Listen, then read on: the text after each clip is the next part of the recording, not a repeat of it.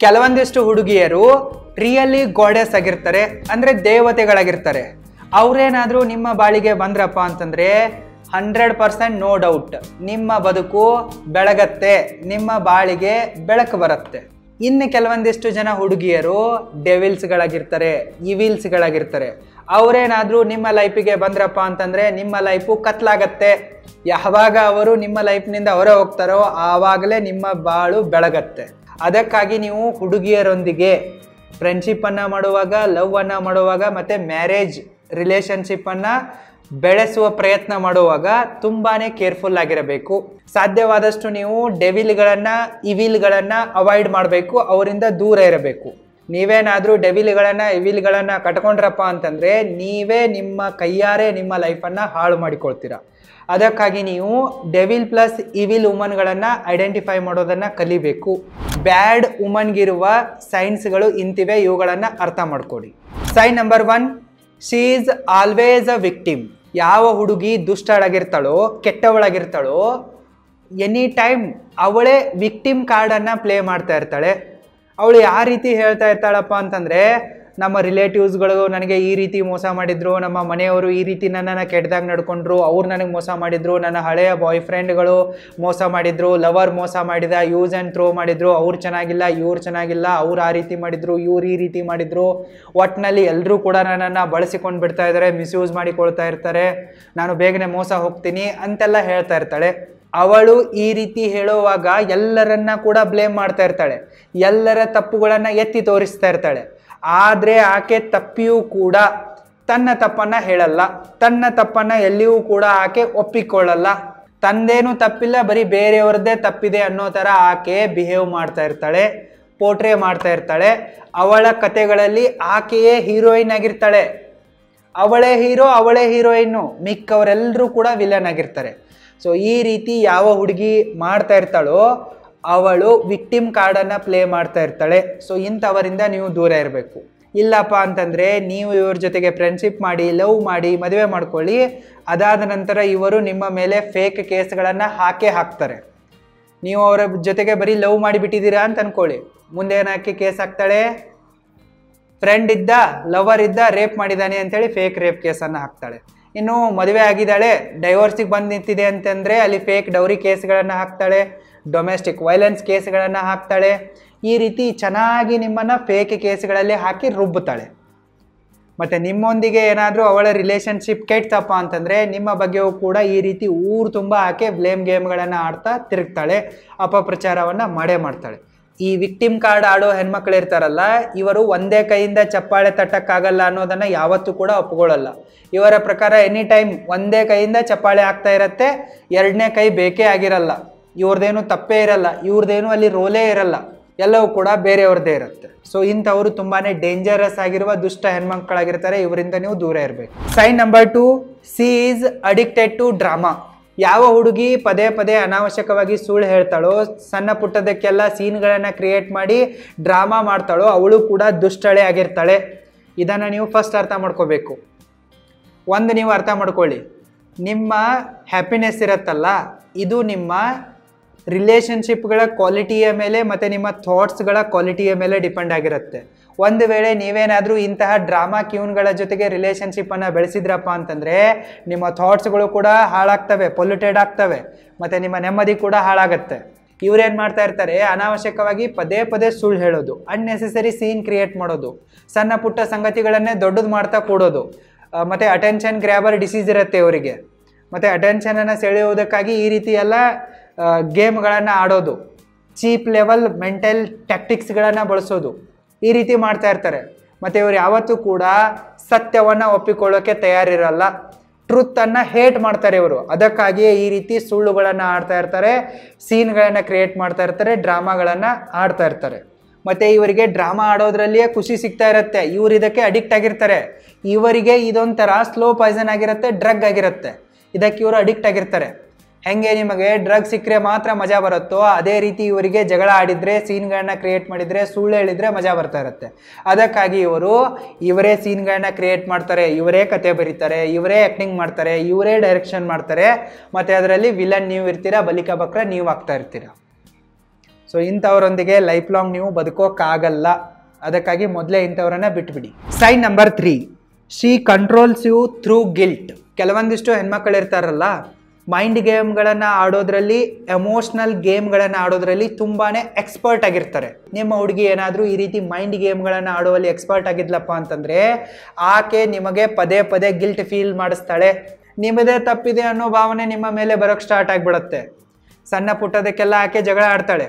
So ನಿಮ್ಮಿಂದ ಸ್ವಲ್ಪ late ಆದರೂ ಕೂಡ ಅವಳಿಗೇನು 2-3 ದಿನ ಲೇಟ್ ಆಯಿತು, ಜಗತ್ತೇ ಮುಳುಗೋಯ್ತು ಅನ್ನೋ ಥರ ಆಡ್ತಾಳೆ. ಈ ರೀತಿ ಮಾಡಿಬಿಟ್ಟು ನಿಮಗೆ ಪದೇ ಪದೇ ಗಿಲ್ಟ್ ಫೀಲ್ ಮಾಡಿಸ್ತಾಳೆ. ನಿಮಗೆ ನಿಮ್ಮ ಮೇಲೇ ಅಸಹ್ಯ ಬರೋಕ್ಕೆ ಶುರುವಾಗುತ್ತೆ. ನಿಮಗೆ ನಿಮ್ಮ ಮೇಲೇ ಸೆಲ್ಫ್ ಡೌಟ್ ಶುರುವಾಗಿಬಿಡುತ್ತೆ. ನಾನು ಇಷ್ಟೊಂದು ಕೆಟ್ಟವನ ಅಂತ ಅನ್ಸೋಕ್ಕೆ ಶುರುವಾಗುತ್ತೆ. ಬಟ್ ರಿಯಾಲಿಟಿಯಲ್ಲಿ ಅವಳು ನಿಮ್ಮೊಂದಿಗೆ ಮೈಂಡ್ ಗೇಮ್ಗಳನ್ನು ಆಡ್ತಾ ಇರ್ತಾಳೆ, ನಿಮ್ಮನ್ನು ಮಿಸ್ಯೂಸ್ ಮಾಡಿಕೊಳ್ತಾ ಇರ್ತಾಳೆ, ನಿಮ್ಮನ್ನು ಲೋ ಲೆವೆಲ್ನಲ್ಲಿ ತೋರಿಸ್ತಾ ಇರ್ತಾಳೆ. ಸೊ ಈ ರೀತಿ ಆಕೆ ಮಾಡೋದ್ರಿಂದ ನೀವು ನಿಮ್ಮನ್ನು ಕಳ್ಕೊತೀರಾ, ನಿಮ್ಮತನವನ್ನು ಕಳ್ಕೊತೀರಾ, ನಿಮ್ಮ ಸೆಲ್ಫ್ ರೆಸ್ಪೆಕ್ಟನ್ನು ಕಳ್ಕೊತೀರಾ, ನಿಮ್ಮ ವ್ಯಾಲ್ಯೂವನ್ನು ಕೂಡ ಕಳ್ಕೊತೀರಾ. ಅವಳ ದೃಷ್ಟಿಯಲ್ಲಿ ನೀವು ಕಾಲ್ ಕಸ ಹಾಕ್ತೀರಾ, ಅವಳ ಕೈಗೊಂಬೆ ಆಗಿಬಿಡ್ತೀರಾ ನೀವು. ಆಕೆ ನಿಮ್ಮನ್ನು ಹೇಗೆ ಬೇಕೋ ಹಾಗೆ ಆಟ ಆಡಿಸೋಕ್ಕೆ ಶುರು ಮಾಡ್ತಾಳೆ. ಸೊ ಗಿಲ್ಟನ್ನೇ ಅಸ್ತ್ರವಾಗಿ ಇಟ್ಕೊಂಡ್ಬಿಟ್ಟು ಆಕೆ ನಿಮ್ಮನ್ನು ಈ ರೀತಿ ಎಲ್ಲ ಆಟ ಆಡಿಸ್ತಾಳೆ. Sign number 4, she lacks empathy. ಯಾವ ಹುಡುಗಿಯಲ್ಲಿ ಸಹಾನುಭೂತಿ ಇರಲ್ವೋ ಅವಳು ಕೂಡ ದುಷ್ಟ ಹೆಂಗಸಂದಂಗೆ. ನಿಮ್ಮ ಜಾಬ್ ಲಾಸ್ ಆದರೆ, ನಿಮ್ಮ ಬಿಸ್ನೆಸ್ಸಲ್ಲಿ ಲಾಸ್ ಆಗ್ತಾ ಇದ್ದರೆ, ನಿಮಗೇನಾದರೂ ಆದರೆ ಅವಳಿಗೇನು ವ್ಯತ್ಯಾಸ ಆಗಲ್ಲ. ನಿಮ್ಮ ಕಷ್ಟಕ್ಕೆ ಆಕೆ ಕಣ್ಣೀರು ಹಾಕಲ್ಲ. ನೀವೆಷ್ಟೇ ಕಷ್ಟಪಡಿ, ನಿಮಗೆಷ್ಟೇ ನಷ್ಟ ಆಗಲಿ, ನಿಮಗೆಷ್ಟೇ ನೋವಾಗಲಿ, ಆಕೆ ಸ್ವಲ್ಪವೂ ಕೂಡ ಕರಗಲ್ಲ. ನಿಮ್ಮ ಕಷ್ಟಕ್ಕೆ ಆಕೆ ಕಣ್ಣೀರು ಹಾಕಲ್ಲ, ನಿಮ್ಮ ಕಷ್ಟಗಳಿಗೆ ಆಕೆ ಹೆಗಲು ಕೊಡಲ್ಲ. ನಿಮಗೇನೇ ಆದರೂ ಕೂಡ ಆಕೆ ಕೇರ್ ಮಾಡಲ್ಲ.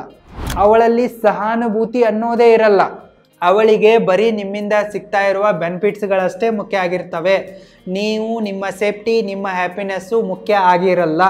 ಆಕೆ ಬರೀ ನಿಮ್ಮಿಂದ ಹಣವನ್ನು ದೋಚೋಕ್ಕೆ, ನಿಮ್ಮ ಅಟೆನ್ಷನನ್ನು, ಟೈಮನ್ನು ದೋಚೋಕ್ಕೆ, ನಿಮ್ಮಿಂದ ಬೆನಿಫಿಟ್ಸ್ಗಳನ್ನು ತೆಗೆದುಕೊಳ್ಳೋಕ್ಕೆ, ನಿಮ್ಮಿಂದ ಎಮೋಷ್ನಲ್ ಸಪೋರ್ಟನ್ನು ತೆಗೆದುಕೊಳ್ಳೋಕ್ಕೆ ನಿಮ್ಮ ಜೊತೆಗೆ ಆಕೆ ಗೇಮ್ಗಳನ್ನು ಆಡ್ತಾ ಇರ್ತಾಳೆ. ಬರೀ ಲಿಪ್ ಸಿಂಪತಿಯನ್ನು ಕೊಡ್ತಾ ಇರ್ತಾಳೆ, ಎಂಪತಿಯನ್ನು ಕೊಡಲ್ಲ. ಲಿಪ್ ಸಿಂಪತಿ ನಿಮಗೆ ಬೇಕಾಗಿಲ್ಲ, ನಿಮಗೆ ಎಂಪತಿ ಬೇಕಾಗಿರುತ್ತೆ. ನಿಮ್ಮ ಕಷ್ಟಗಳಿಗೆ ಕರಗುವಳು ಬೇಕಾಗಿರ್ತಾಳೆ, ನಿಮ್ಮ ಕಷ್ಟ ನಷ್ಟಗಳಿಗೆ ಹೆಗಲು ಕೊಡೋಳು ಬೇಕಾಗಿರ್ತಾಳೆ. ಆದರೆ ಇವಳೇನು ಮಾಡ್ತಾಳೆ? ಬರೀ ಲಿಪ್ ಸಿಂಪತಿಯನ್ನು ಕೊಡ್ತಾಳೆ, ನಿಮ್ಮಿಂದ ಬೆನಿಫಿಟನ್ನು ತೆಗೆದುಕೊಳ್ತಾಳೆ. ನಿಮಗೆ ಯಾವಾಗ ಕಷ್ಟ ಬರುತ್ತೋ ಆವಾಗ ಆಕೆ ನಿಮ್ಮಿಂದ ಸೈಲೆಂಟಾಗಿ ದೂರ ಇರ್ತಾಳೆ. ಮತ್ತು ಯಾವಾಗ ನಿಮಗೆ ಒಳ್ಳೆ ಡೇಸ್ಗಳು ಬರ್ತಾವಲ್ಲ, ಯಾವಾಗ ನೀವು ಪ್ರಾಫಿಟ್ನಲ್ಲಿ ಬರ್ತೀರಲ್ಲ, ಆವಾಗ ಮತ್ತೆ ನಿಮ್ಮ ಹತ್ರ ಬಂದು ಅಂಟ್ಕೊಂಡ್ಬಿಡ್ತಾಳೆ. ಮತ್ತು ನಿಮಗೆ ಯಾವಾಗ ಕೆಟ್ಟ ಕಾಲ ಶುರುವಾಗುತ್ತಲ್ಲ ಆವಾಗ ಆಕೆ ಡಿಸ್ಟೆನ್ಸನ್ನು ಮೇಂಟೈನ್ ಮಾಡ್ತಾಳೆ. ಸೊ ಈ ರೀತಿ ಆಕೆ ಸಹಾನುಭೂತಿಯನ್ನು ತೋರಿಸದೆ ನಿಮ್ಮ ಜೊತೆಗೆ ಲಿಪ್ ಸಿಂಪತಿ ಗೇಮ್ಗಳನ್ನು ಆಡ್ತಾ ಇರ್ತಾಳೆ. ಸೊ ಇಂಥವಳು ಕೂಡ ತುಂಬಾ ಡೇಂಜರಸ್ ಆಗಿರ್ತಾಳೆ. ಇಂಥವಳಿಂದ ನೀವು ದೂರ ಇರಿ. Sign number 5, she use her beauty as a weapon. ಕೆಲವೊಂದಿಷ್ಟು ಹೆಣ್ಮಕ್ಕಳು ತಮ್ಮ ದೇಹವನ್ನು ಮತ್ತು ತಮ್ಮ ಸೌಂದರ್ಯವನ್ನು ಅಸ್ತ್ರದ ಥರ ಬಳಸಿಕೊಳ್ತಾರೆ.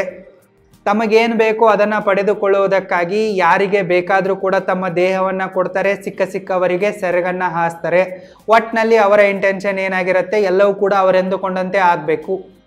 ಅವರಿಗೇನು ಬೇಕೋ ಅದು ಟೈಮ್ ಟು ಟೈಮ್ ಸಿಗಬೇಕು. ಅದಕ್ಕಾಗಿ ಅವರು ತಮ್ಮ ದೇಹವನ್ನು ಸಿಕ್ಕವರ ಜೊತೆಗೆ ಹಂಚಿಕೊಳ್ತಾರೆ. ಸೊ ಇಂಥವಳೇನಾದರೂ ನಿಮ್ಮ ಲೈಫಲ್ಲಿ ಬಂದ್ರಪ್ಪ ಅಂತಂದರೆ ಮುಗೀತು, ನಿಮ್ಮ ಕತೆ ಅಷ್ಟೇ. ನಿಮ್ಮನ್ನು ಅವರು ಎಲ್ಲ ಆ್ಯಂಗಲ್ನಿಂದ ದೋಚ್ತಾರೆ. ಯಾವಾಗ ನಿಮ್ಮ ಹತ್ರ ಇರುವ ಸಂಪತ್ತು ಎಲ್ಲವೂ ಕೂಡ ಖಾಲಿ ಆಗುತ್ತೋ ಆವಾಗ ಅವರಿಗೆ ಬೇಕಾಗಿರೋದನ್ನು ಪಡೆದುಕೊಳ್ಳುವುದಕ್ಕಾಗಿ ಆಕೆ ಮತ್ತೆ ಬೇರೆಯವರಿಗೆ ಸೆರಗನ್ನು ಹಾಸೋಕ್ಕೆ ಶುರು ಮಾಡ್ತಾಳೆ, ದೇಹವನ್ನು ಹಂಚಿಕೊಳ್ಳೋಕ್ಕೆ ಶುರು ಮಾಡ್ತಾಳೆ.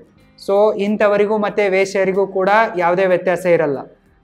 ಸೊ ಅದಕ್ಕಾಗಿ ಯಾವ ಹೆಣ್ಣು ತನ್ನ ಸೌಂದರ್ಯವನ್ನು ಅಸ್ತ್ರವಾಗಿ ಬಳಸಿಕೊಳ್ತಾ ಇರ್ತಾಳೋ, ಯಾವಳಿಗೆ ತನ್ನ ಸೌಂದರ್ಯದ ಮೇಲೆ ಸಿಕ್ಕಾಪಟ್ಟೆ ಅಹಂ ಇದೆನೋ ಅಂಥವಳಿಗೆ ದೊಡ್ಡ ನಮಸ್ಕಾರ ಹೇಳಿ ಅವಳನ್ನು ಬಿಟ್ಟುಬಿಡಿ.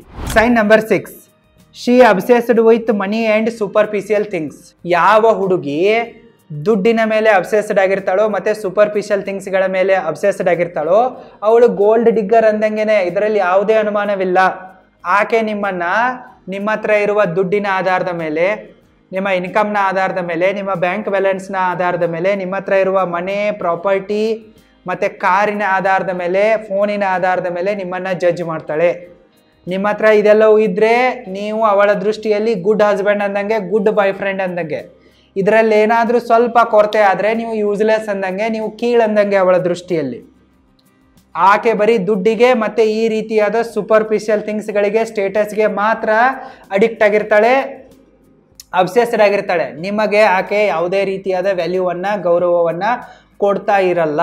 ಆಕೆಗೆ ನೀವು ಬೇಕೇ ಆಗಿರಲ್ಲ. ಬರೀ ನಿಮ್ಮ ದುಡ್ಡು ಮತ್ತು ನಿಮ್ಮಿಂದ ಸಿಗ್ತಾ ಇರುವ ಸವಲತ್ತುಗಳು ಆಕೆಗೆ ಬೇಕಾಗಿರ್ತವೆ. ನೀವು ಈಗ ಅವಳೊಂದಿಗೆ ಎಲ್ಲಾದರೂ ಹೋದ್ರಿಯಪ್ಪ ಅಂತಂದರೆ ಆಕೆ ನಿಮ್ಮನ್ನು ಬೇರೆ ಗಂಡಸರೊಂದಿಗೆ ಕಂಪೇರ್ ಮಾಡ್ತಾಳೆ. ನೋಡಿ ಅವ್ರ ಕಾರ್ ಎಷ್ಟು ಚೆನ್ನಾಗಿದೆ, ಅವ್ರ ಮನೆ ಎಂಥದ್ದಿದೆ ನೋಡಿ, ಅವ್ರು ಎಷ್ಟು ಚೆನ್ನಾಗಿ ಡ್ರೆಸ್ ಮಾಡ್ಕೊಂಡಿದ್ದಾರೆ ನೋಡಿ, ಅವನೆಷ್ಟು ಬಾಡಿಯನ್ನು ಚೆನ್ನಾಗಿ ಮೇಂಟೈನ್ ಮಾಡಿದ್ದಾನೆ ನೋಡಿ, ಸೊ ಅವ್ರ ಹತ್ರ ನೋಡಿ ಎಷ್ಟು ದುಡ್ಡಿದೆ, ಸೊ ನೋಡು ಅವ್ರು ಆ ರೀತಿ ಮಜಾ ಮಾಡ್ತಾ ಇದ್ದಾರೆ, ನೀನು ಇದೆಯಾ ಏನು ಕೊಡಿಸೋದೇ ಇಲ್ಲ, ನಿನ್ನ ಹತ್ರ ಏನೂ ಇಲ್ಲ, ದಂಡಪಿಂಡ ನೀನು, ದರಿದ್ರ ನೀನು ಅಂತೆಲ್ಲ ಬೇರೆಯವರೊಂದಿಗೆ ಕಂಪೇರ್ ಮಾಡಿ ನಿಮಗೆ ಹರ್ಟ್ ಮಾಡ್ತಾ ಇರ್ತಾರೆ. ನಿಮ್ಮನ್ನು ನಿಮ್ಮ ಸ್ಟೇಟಸ್ನ ಆಧಾರದ ಮೇಲೆ ಜಡ್ಜ್ ಮಾಡ್ತಾ ಇರ್ತಾರೆ. ಸೊ ಇಂತಹ ಗೋಲ್ಡ್ ಡಿಗ್ಗರ್ಗಳಿಂದ ನೀವು ದೂರ ಇರಿ, ಅಂಥವರನ್ನು ಬಿಟ್ಟು ಬಿಡಿ, ಜಾಡಿಸಿ ಒದ್ದು ಕಳಿಸಿ. Sign number 7 and last, she disrespect your time. ಆಕೆ ನಿಮ್ಮ ಟೈಮಿಗೆ ಯಾವತ್ತೂ ಕೂಡ ವ್ಯಾಲ್ಯೂ ಕೊಡ್ತಾ ಇರಲ್ಲ. ನೀವು ಮಾತ್ರ ಅವಳಿಗೆ ಟೈಮ್ ಟು ಟೈಮ್ ಕಾಲ್ ಪಿಕ್ ಮಾಡಬೇಕು, ಅವಳಿಗೆ ರೆಸ್ಪಾನ್ಸ್ ಮಾಡಬೇಕು, ವಾಟ್ಸಪ್ಪಲ್ಲಿ ಮೆಸೇಜ್ ಮಾಡಬೇಕು, ಅವಳು ಹೇಳಿದ ಸಮಯಕ್ಕೆ ಅಲ್ಲಿರಬೇಕು. ಆದರೆ ಆಕೆ ಯಾವತ್ತೂ ಕೂಡ ಟೈಮಿಗೆ ನಿಮ್ಮ ಕಾಲನ್ನು ರಿಸೀವ್ ಮಾಡಲ್ಲ, ಟೈಮಿಗೆ ನಿಮಗೆ ರಿಪ್ಲೈಯನ್ನು ಮಾಡಲ್ಲ, ಎನಿ ಟೈಮ್ ಲೇಟ್ ರೆಸ್ಪಾನ್ಸನ್ನು ಕೊಡ್ತಾಳೆ, ಮತ್ತು ಎನಿ ಟೈಮ್ ತಡವಾಗಿ ಬರ್ತಾಳೆ. ಕೇಳಿದರೆ ನನಗೆ ಬೇರೆ ಕೆಲಸ ಇರುತ್ತೆ, ನಾನೇನೋ ನಿನ್ನ ಥರನ, ನಮಗೆ ಟೈಮ್ ಹಿಡಿಯುತ್ತೆ, ಈ ರೀತಿಯಾದ ಸಿಲ್ಲಿ ನೆಪಗಳನ್ನು ಹೇಳ್ತಾಳೆ. ಒಟ್ಟಿನಲ್ಲಿ ಆಕೆ ಯಾವತ್ತೂ ಕೂಡ ನಿಮ್ಮ ಟೈಮಿಗೆ ರೆಸ್ಪೆಕ್ಟನ್ನು ಕೊಡಲ್ಲ. ಯಾವ ಹುಡುಗಿ ನಿಮ್ಮ ಟೈಮಿಗೆ ರೆಸ್ಪೆಕ್ಟ್ ಕೊಡಲ್ವೋ ಆಕೆ ನಿಮಗೂ ಕೂಡ ರೆಸ್ಪೆಕ್ಟ್ ಕೊಡ್ತಾ ಇರಲ್ಲ. ನಿಮಗೆ ಬೇಕಾದಾಗ ಆಕೆ ಬ್ಯುಸಿಯಾಗಿರ್ತಾಳೆ, ಬಟ್ ಆಕೆ ಅವಳಿಗೆ ಬೇಕಾದಾಗ ನೀವು ಅವಳಿಗೋಸ್ಕರ ಫ್ರೀ ಇರಬೇಕು ಅಂತೇಳಿ ಎಕ್ಸ್ಪೆಕ್ಟ್ ಮಾಡ್ತಾಳೆ. ಒಟ್ಟಿನಲ್ಲಿ ಆಕೆ ನಿಮ್ಮ ಟೈಮಿಗೆ ಬೆಲೆ ಕೊಡ್ತಾ ಇರಲ್ಲ. ಇಂಥವಳನ್ನು ನಂಬಕ್ಕೆ ಹೋಗ್ಬೇಡಿ, ಇಂಥವಳನ್ನು ಬಿಟ್ಟುಬಿಡಿ. ಯಾರು ತಮ್ಮ ಟೈಮನ್ನು ದುಡ್ಡಿನಂತೆ ಖರ್ಚು ಮಾಡ್ತಾರೋ ದುಡ್ಡು ಅವರ ಹತ್ರ ನೀರಿನಂತೆ ಹರಿದು ಬರುತ್ತೆ. ಅದಕ್ಕಾಗಿ ನೀವು ನಿಮ್ಮ ಸಮಯವನ್ನು ವೇಸ್ಟ್ ಮಾಡಬಾರ್ದು ಇಂತಹ ಪಾತ್ರಗಿತ್ತಿಗಳ ಚಕ್ಕರ್ನಲ್ಲಿ. ಅದಕ್ಕಾಗಿ ನೀವು ನಿಮ್ಮ ಟೈಮನ್ನು ಸರಿಯಾಗಿ ಮ್ಯಾನೇಜ್ ಮಾಡೋದನ್ನು ಕಲೀರಿ. ಒಂದು ವೇಳೆ ನಿಮಗೆ ನಿಮ್ಮ ಟೈಮನ್ನು ಸರಿಯಾಗಿ ಮ್ಯಾನೇಜ್ ಮಾಡ್ಕೊಂಡ್ಬಿಟ್ಟು ನಿಮ್ಮ ಲೈಫಲ್ಲಿ ಮುಂದೆ ಹೋಗೋದಿದೆ, ಒಳ್ಳೊಳ್ಳೆ ರಿಲೇಷನ್ಶಿಪ್ಗಳನ್ನು ಬಿಲ್ಡ್ ಮಾಡೋದಿದೆ, ಸ್ಟೇಟಸನ್ನು ಬಿಲ್ಡ್ ಮಾಡುವ ಆಸೆ ಇದೆಯಪ್ಪ ಅಂತಂದರೆ ಈಗಲೇ ನೀವು roaringbusinesschool.comಗೆ ವಿಸಿಟ್ ಮಾಡಿ ಮತ್ತು ನನ್ನ ಆನ್ಲೈನ್ ಅಲ್ಟಿಮೇಟ್ ಟೈಮ್ ಮ್ಯಾನೇಜ್ಮೆಂಟ್ ಕೋರ್ಸಿಗೆ ಎನ್ರೋಲ್ ಆಗಿ.